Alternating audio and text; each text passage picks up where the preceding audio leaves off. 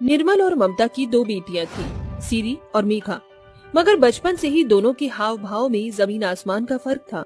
सीरी को खुद को सजाने संवारने का शौक था, मगर मेघा को हमेशा से सादगी पसंद थी।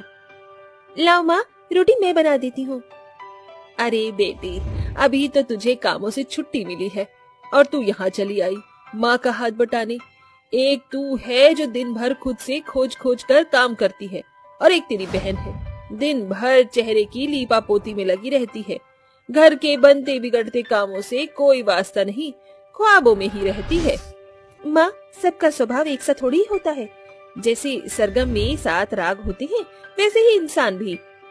ममता, अरे ओ ममता, लगता है तेरे पिताजी आ गए, मैं आती हूँ। ममता झट से हॉल में आती है। उसके पति के हाथों में 2 तस्वीर चमक रही थी। अजी, ये आपके हाथों में तस्वीर कैसी है? हमारे होने वाले दोनों दामाद की। ममता, हमारी सीरी और मेघा बड़ी हो चुकी है, और फिर सही समय पर बेटियों को शादी करके ससुराल भेजना ही माँ बाप की पहली जिम्मेदारी होती है। रसोई की खिड़की से झांक रही मेघा का सादगी भरा चेहरा गुलाब के जैसे खिल उठा था, मगर सीरी ने तस्वीर देखते ही शादी से साफ इनकार कर दिया। कितना ऑड लग रहा है ये लड़का। मैं इस मेंढक जैसे मुंह वाले लड़के से शादी नहीं करूंगी। तो फिर कैसे लड़की की ख्वाहिश है तुझे, हम भी तो जाने। माँ, मैं एक लड़की को चाहती हूँ, युवान नाम है उसका। वो हमारी तरह उठाई गिरी गरीब घर से नहीं, बड़ा अमीर ज़्यादा है, अच्छा खाता कमाता है। बस मेरी शादी उससे कर दो। मगर बेटी, इतने बड़े घर में तुझे ब्याह के हमारी हैसियत भी तो होनी चाहिए। अगर सारा पैसा तेरी ही शादी में लगा देंगे तो अभी तेरी बड़ी बहन का घर भी बसना बाकी है। घर में खड़ी पैसों की समस्या को देखकर मेघा अपने पिता को अकेला पाकर कहती है, पिताजी, आप सीरी की शादी धूमधाम से कीजिए, क्योंकि मैं तो किसी भी घर आंगन में ढल जाऊंगी, मगर सीरी कम में एडजस्ट नहीं कर सकेगी। ये कहकर तूने अपने पिता की मुश्किल हल कर दी।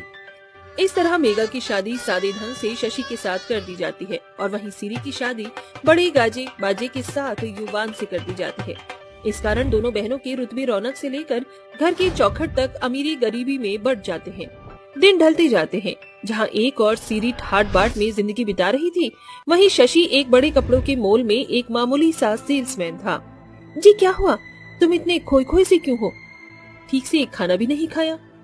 क्या कहूँ मेघा, बस अपनी लाचारी पर रोने का मन करता है। तुम भी सोच रही होगी ना, कैसा गरीब पति है तुम्हारा। तुमको खुला खर्चा देना तो दूर, तुम्हारे लिए कभी बाह भर चूड़ी भी नहीं ले पाया। ऐसा कहते हुए शशि मेघा से लिपट कर रोने लगता है। अजी, खुद को क्यों दोष देते हो?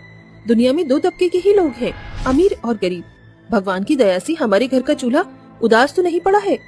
मेघा की बातें शशि को एक नई सोच से भर देती हैं। समय गुजरता जाता है। देखते ही देखते होली का त्योहार पास आ जाता है।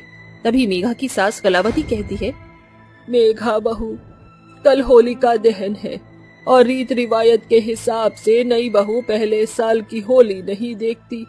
कुछ मिठाइयाँ हैं, कल से अपने साथ मायके लेती जाना। अगले दिन मेघा अपने मायके आ जाती है, जहाँ सीरी पहले से ही मौजूद होती है।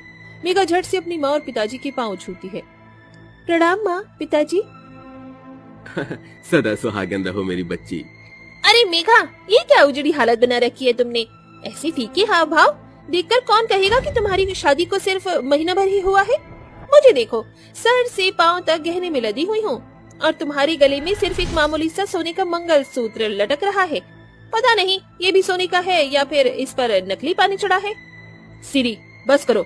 ये क्या अमीरी गरीबी की बातें लिए बैठी हो? कोई बात नहीं माँ, उसे बोलने दो। सभी की किस्मत एक सी नहीं होती मेरी बहन। अगर सभी राजा बन जाएं तो रंग कौन कहलाएगा? मेघा की बातें सुनकर अब तक जो सीरी अपने अमीरी की शेखी बगा रही थी, उसकी बोलती बंद हो चुकी थी। ऐसे ही होली बीत जाती है, जिसके बाद दोनों अमीर गरीब बहनें अपनी ससुराल लौट जाती हैं। सीरी, चलो आज मैं तुम्हें अपने मॉल घुमाने ले चलता हूँ। हाँ, क्यों नहीं। मैं भी अपने बिजनेसमैन पति का बनाया मॉल देखने को बेताब हूँ। अगले ही पल सीरी अपने पति के साथ एक बड़ी सी गाड़ी में बैठकर मॉल चली जाती है, जहाँ अजब गजब नजारा देखकर उसकी आंखें फटी की फटी रह जाती हैं। शशि उसके पति के मॉल में काम करने वाला एक सेल्समैन ही था। ये देख सीरी चौंक उठती है। जीजा जी। क्या क्या कहा तुमने? ये तुम्हारी बहन का पति है? हाँ युवान।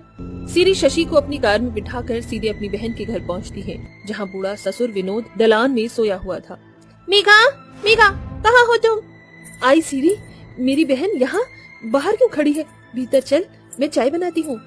मैं यहाँ तुम्हारे तुच्छे से घर की चाय पीने नहीं आई हूँ, बल्कि ये पूछने आई हूँ कि तुम अपनी रईस बहन को क्यों रुसवा कर रहे हो? मैंने क्या किया है सीरी? ज्यादा भोली बनने का नाटक मत करो। अब ये मत कह देना कि तुम्हें ये नहीं पता कि तुम्हारा पति युवान के बनाए हुए मॉल में एक मामूली सेल्समैन की नौकरी कर रहा है। क्या इज्जत रह गई मेरी युवान के सामने? तुम्हारी गरीब पति के कारण आज मेरी नाक नीची हो गई। खैर छोड़ो, ये पैसे लो और इससे नया काम शुरू कर लो। सीरी अपने अमीर होने पर इतराती हुई मेघा को नीचा दिखाकर उसे पैसे देती है, जिसे देख मेघा का मन टूटकर बिखर जाता है। बहुत रईस हो गई हो तुम सीरी, तभी इन नोटों का तमाचा मारा है मुझे, मगर तुम्हारी ये गरीब बहन बिकाऊ नहीं। उठाओ इन पैसों को और चले जाओ यहाँ से। सोच लो मेघा, पैसों को ठुकराना दिमागदारी नहीं होगी। मौका फिर दोबारा नहीं आएगा, फिर घिसती रहना अपनी जिंदगी इस गरीबी में। जा रही हूँ मैं। अपनी अमीरी की ऐंठ दिखाकर सीरी चली जाती है। मुझे माफ कर दो मेघा, मेरे गरीब होने के कारण आज तुम्हें अपनी अमीर बहन की जिल्लत झेलनी पड़ी। अरे ये वक्त रोने पीटने का नहीं है। ये लीजिए, ये मेरे कुछ गहने हैं, उन्हें सुनार के यहाँ गिरवी रखकर पैसे ले आइए। अब हम अपनी किस्मत आजमाएंगे। शशि मेघा के कहे मुताबिक ही करता है और गहने बेचकर आए पैसे से काम सोचता है। मेघा, इतने साल मॉल में काम करके मुझे कपड़ों की क्वालिटी का अच्छा अनुभव हो गया है। इन पैसों से हम अपना काम खोलते हैं। हाँ, ये सही रहेगा। ईश्वर का नाम लेकर मेघा शशि बाजार बाजार घूमकर कपड़ों की दुकानें लगाने लगते हैं। उनके कपड़ों की ऊंची गुणवत्ता और सीमित दाम के कारण धीरे धीरे बाजार में उन्हें अच्छी खासी पहचान मिल जाती। वहीं दूसरी ओर युवान के मॉल में कपड़ों के बढ़ते दाम के कारण खरीदारी करने वाले ग्राहक एकदम पीछे हटने लगते हैं। देखिए, ईश्वर की दया हम पर प्रबल हुई है, हमारा काम जम गया। ये सब कुछ तुम्हारे साथ से साकार हुआ है मेघा, वरना मैं आज भी किसी की नौकरी चाकरी कर रहा होता। दोनों की मेहनत ने गहरा रंग दिखाया और जल्द ही उन्होंने ऑर्डिनरी कपड़ों का मेगा मार्ट खोला। वहीं दूसरी ओर सीरी के पति का मॉल पूरी तरह ठप पड़ गया और कोई राह न सूझने पर आखिर में वो अपनी बहन के पास आई। अरे क्या हुआ सीरी, तुम रो क्यों रही हो? मेघा, तुम मुझसे रूठ गई हो क्या? मेरा रुतबा रौनक सब कुछ छिन गया, सब खाक हो गया। कुछ खत्म नहीं हुआ है सीरी।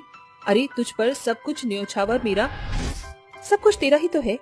चुप हो जाओ सीरी और युवान, आपका बहुत सा एहसान है मुझ पर। आप सब मेरे साथ काम कर लीजिए। उस दिन युवान शशि के कारोबार का सहभागी बनकर काम करने लगता है। कुछ ही दिन में हालात सुधरने लगते हैं और उस घटना के बाद से सीरी को जीवन का सबक मिलता है, जिससे दोनों बहनों के बीच खड़ी अमीर गरीबी की दीवार खुद ब खुद ढह जाती है।